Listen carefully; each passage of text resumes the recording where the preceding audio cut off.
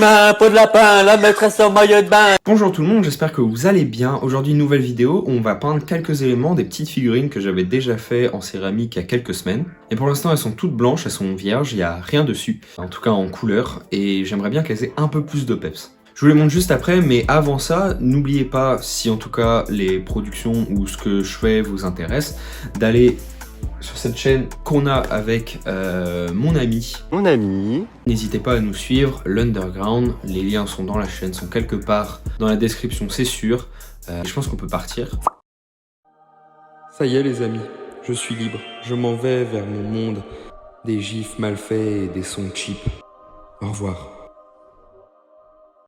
Abonnez-vous à celle-là aussi, mettez des commentaires dans les likes, abonnez-vous à la description, faites ce que vous voulez, mais n'hésitez pas à nous suivre. Sur ce, je vous montre donc les figurines, let's go.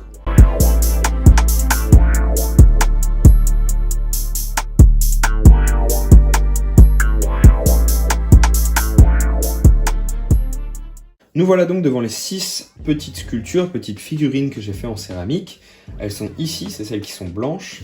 Et en fait, c'est un peu mon deuxième essai. Le premier, donc, c'est celui-là. C'est une sorte de squelette qui a un traitement un peu spécial sur les couleurs. J'espère que ça se voit, mais qui a un peu des paillettes dans les reflets, un côté un peu rouillé, métallisé. Un procédé spécial que je ne voulais pas refaire sur celle-là. Et au lieu d'utiliser une peinture adéquate qui est faite pour la céramique, je vais utiliser de la peinture simple, acrylique, que j'ai chez moi. Donc si on regarde, on peut trouver ici une sorte de main, de patte de poulet. À vrai dire, tout ce que j'ai produit, je l'ai produit comme ça, sur le coup. Je n'avais pas d'idée en tête particulière, mais j'en étais assez fier pour me dire que ça pouvait partir au four. Ce petit personnage, en tout cas une forme qui pourrait s'apparenter à un visage, avec un trou ici, comme détruit, comme explosé. J'aimais bien l'effet que ça donnait, c'est pas un trou simple, rond, comme par exemple l'arrière de la patte, ici. C'est vraiment comme s'il y avait une TNT qui avait explosé à l'intérieur. Alors celui-là, c'est le plus abstrait pour l'instant, parce qu'il n'a pas les couleurs. Je voulais faire un œil relié à un autre, un peu comme si vous avez suivi la peinture que j'avais faite, avec l'œil qui coule violet et le fond orange dans le dernier In My Head que j'avais sorti. En fait, ce que je voulais faire, c'était comme s'il était buggé, comme si il pouvait passer d'un œil à l'autre. Mais pour l'instant, évidemment, il n'y a pas les couleurs. Donc, il n'y aura que quand il y aura les couleurs que ça sera visible. Ensuite, nous passons à l'avant-dernière, un masque en fait que je trouvais sympa. Pour plusieurs raisons. Il me faisait penser un peu à du bois. J'avais réussi à trouver quelque chose d'intéressant entre l'organique et le bois. Et d'ailleurs, petit détail, c'est ici dans le masque, on peut voir que le trou qu'il y a dans sa tête, ensuite rejoint l'œil, et ça donne un côté plutôt cool. En vrai, je suis fier de ça. Il me faisait penser un peu aux personnages, aux têtes des personnages, par exemple dans l'étrange Noël de Monsieur Jack, ou alors les masques dans Zelda Majora's Mask. Voilà, donc celui-là j'en suis plutôt fier. Je sais pas encore comment je vais donner les couleurs à chaque. Je pense que ça se fera sur le feeling, et au pire je repasserai évidemment. Le dernier, le plus étrange peut-être, parce que je l'ai vraiment fait sans réfléchir. Il est sorti de ma tête comme il pouvait. Si l'on regarde, on peut penser à par exemple un serpent, vu la tige qu'il y a à l'arrière, mais pas de visage de serpent. On retrouve à l'avant un masque. C'est un masque que je pense faire en bois, comme les petits éléments qu'il y a sur la queue à l'arrière. Il y a un point d'interrogation, un dièse, un hashtag, je sais jamais comment on appelle, et un arrobase. Je sais pas du tout pourquoi ça m'est venu en tête, mais j'aimais bien. J'imaginais ça un peu comme une créature à la fin, par exemple, d'un temple d'un jeu vidéo des années 90, je le trouvais plutôt bien.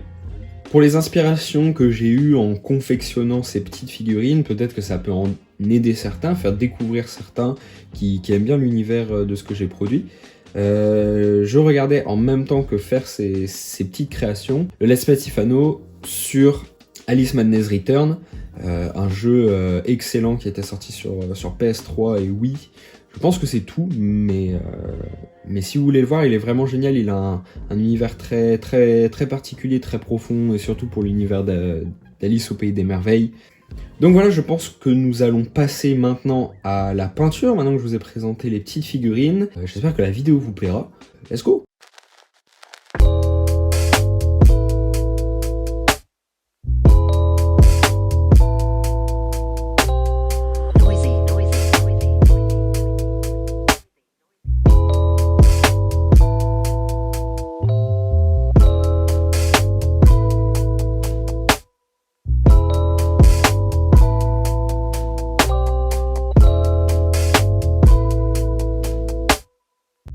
Voilà la première petite voix off pour vous expliquer un peu ce que je fais. Après avoir éclairci et foncé la peau pour donner de la texture, j'ai essayé de faire une veine sur le haut et ensuite de donner un côté pourri. Après avoir mis du vernis, j'ai réutilisé le même verre pour faire du pourri en haut de la main.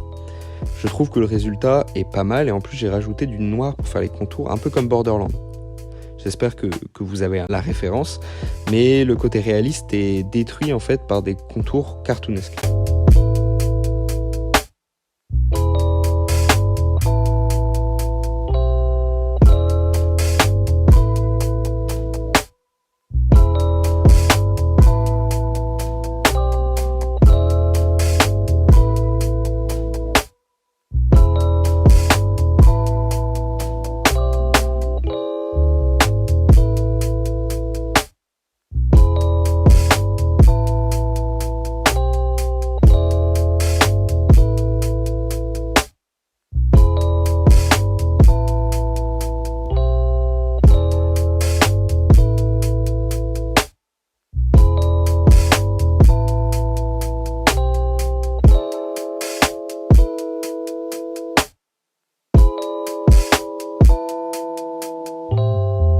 Pour la sculpture précédente, j'ai pas voulu parler parce que j'avais rien à dire, à part que ça s'est passé super bien pour les dégradés entre le bleu et le gris, puis le jaune et le rouge. Par contre là, une vraie galère. Non pas sur le bleu, toujours très bien. Par contre, pour le vert, une galère à mélanger le kaki et le pomme. Je sais pas du tout pourquoi. Comme on peut le voir là, on voit très bien les touches de peinture. Ça fait pas très beau, je dirais. Mais j'ai réussi à rattraper un peu, même si la pupille est un peu trop grosse du côté vert pour moi, même du côté bleu, là c'était parfait. Mais ensuite j'ai rajouté, et une galère aussi pour le blanc qui ne restait pas blanc et qui a mis très longtemps à sécher vu que je repassais tout le temps dessus.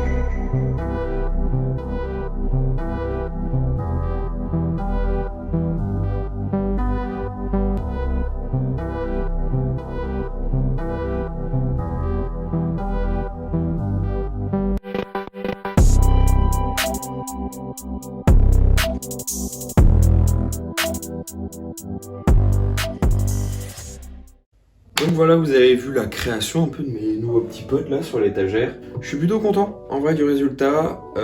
Il y en a... Ah, c'est pas trop ça, hein, mais bon, ça arrive. Franchement très fier, surtout de celui-là, le petit masque là. J'aime bien les effets que j'ai donnés de mousse. On dirait vraiment un masque en bois, comme mon idée de base, en tout cas mon inspiration de base des masques de Majora. Limite un peu comme le masque de The Mask. Tout de suite, ça m'est venu et c'est vrai qu'en fait il y a quelque chose. J'aime bien les dégradés que j'ai fait sur le petit bleu là et rouge et orange. En vrai, les couleurs sont plutôt bien faites. C'est la première fois que je faisais de l'acrylique comme ça sur de la céramique. Et pour faire les dégradés, c'est pas si compliqué. Ça a été dur que sur les yeux. Mais sinon, pour le reste, je me suis habitué assez vite. C'est juste que les yeux, il y avait vraiment beaucoup de couleurs. Et pour sécher, ça prenait du temps. Surtout le blanc, honnêtement, je le dis avec vous, là, c'est pas sec, mon étagère est un peu blanche. Et pour celui-ci, je savais pas trop sur quoi partir, donc il va sûrement bouger et il est fini comme ça là pour cette vidéo. Parce que je voyais pas comment le finir autrement, mais je veux quand même cet aspect un peu mystique. Il y a quelque chose, il y a tout un univers un peu dans ceux-là, dans ces petites figurines. Qui est à part. Donc voilà, n'hésitez pas à dire en commentaire lequel vous avez préféré dans ceux-là et lequel vous avez le moins aimé. Pourquoi, évidemment, hein, on reste constructif. Vous pouvez me le signifier autrement par un pouce bleu ou un pouce rouge. Moi je les vois toujours. Et voilà. Merci d'avoir regardé cette vidéo. Je vous dis à une prochaine, pour une prochaine. Ça va de soi. Bisous.